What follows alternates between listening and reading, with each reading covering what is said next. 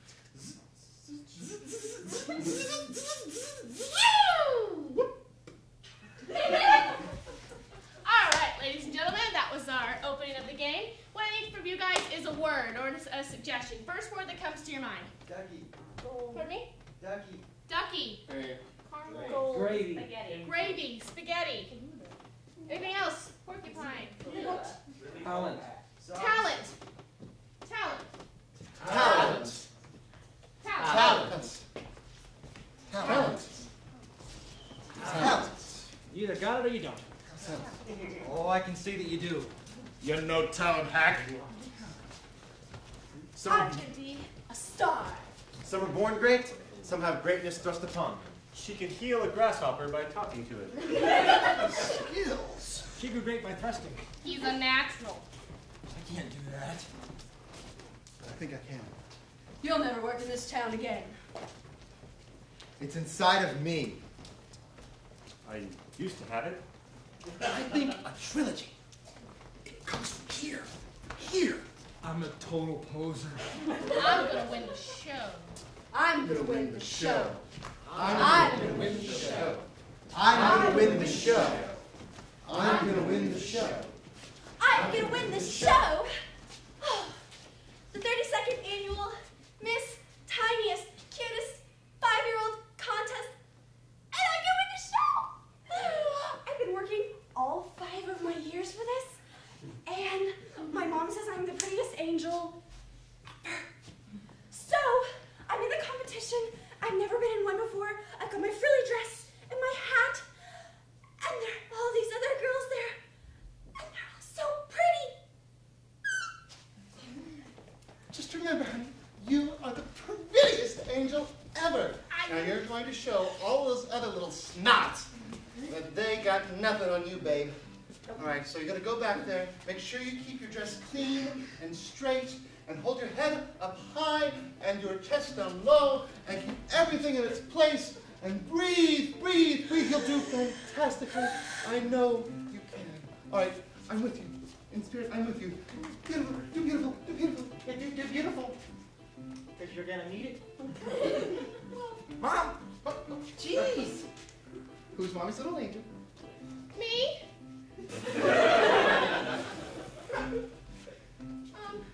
What's your name? Well, you'll hear it whenever I walk across the platform. Oh, don't mess up my nails. They're dry. Okay. So, you're from, oh, gosh. Where are you from again? I'm from Texas. Oh, we get lots of winners from there. Oh, no, we don't. You're not very nice. Well, you can't really be in this. Look, I'm 5, and my sister won last year. She's a year older than me. We're the Carmenettis. You might have heard of us. No.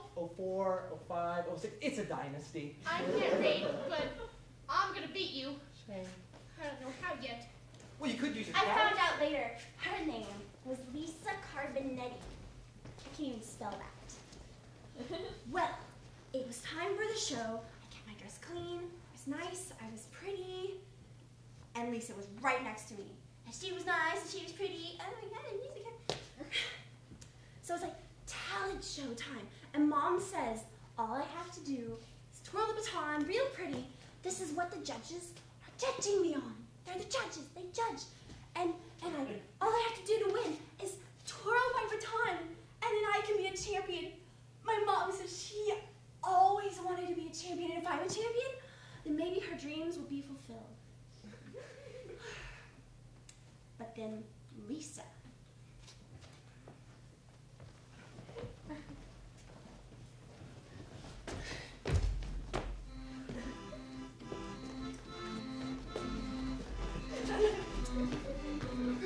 Beautiful, honey!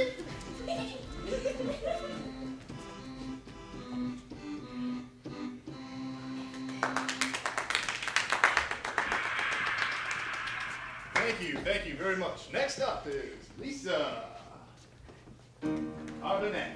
Lisa Carbonetti got up, and you know what she did?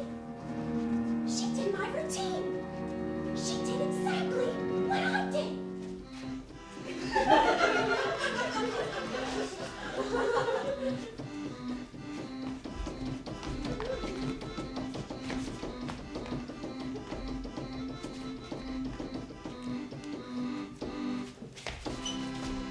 Brilliant, brilliant. I don't even think we need to grab any more of the competition. Judges, what do you think? The Lisa moment Carbonetti? for the judging had come. I knew because the announcer guy said, "Judges, is it time?" And the judges were like, "Oh yes, it is time." And I sat there and I chewed on my perfectly manicured little nails. And then they read the name.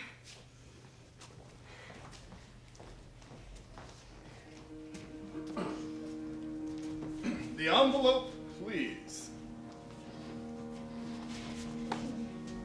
This year's Miss Teeny Bopper pageant is Lisa Carbonetti.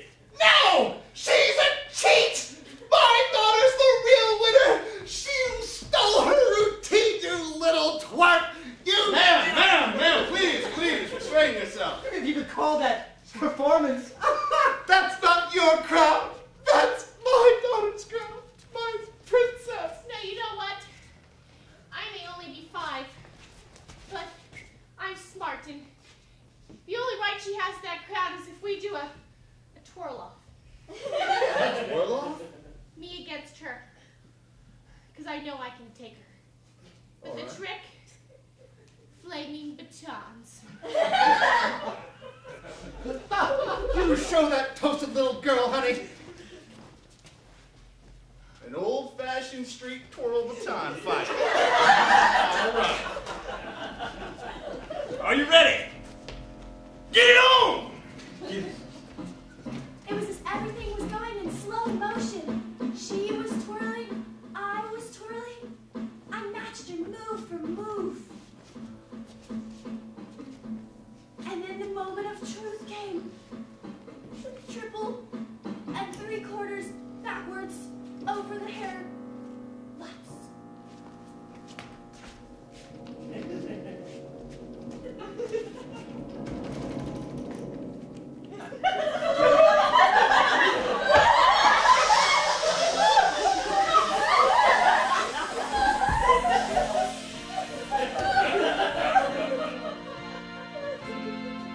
I was the champion. I learned that day the most valuable lesson in my life. 1, burned hair smells gross. But 2, if at first you don't succeed, whine and they'll let you play again.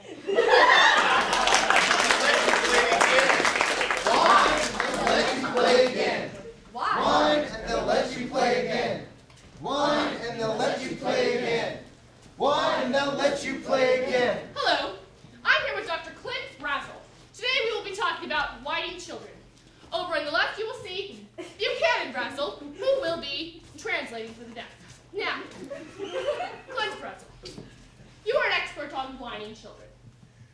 I'm an expert. Why won't anybody ever acknowledge me? I went to school for... And that's just an example. That was absolutely freaking brilliant. Just the whining child. Can I just start anywhere? I mean, my book is brilliant.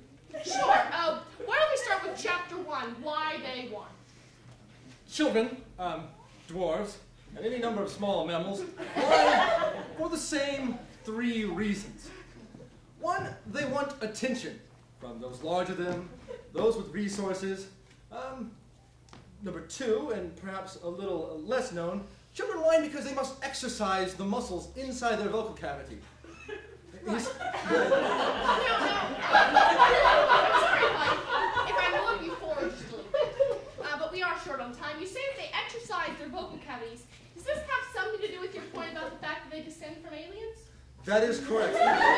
Children are not natural. We, in fact, used to clone ourselves. This was many years ago during the age of black and white television.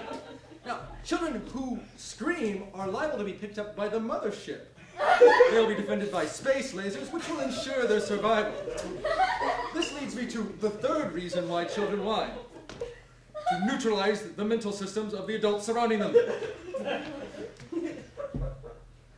So basically, what you're saying is that children whine because they want to neutralize mental systems because they descend from aliens, correct? Yes, and they want to take over the world. Right.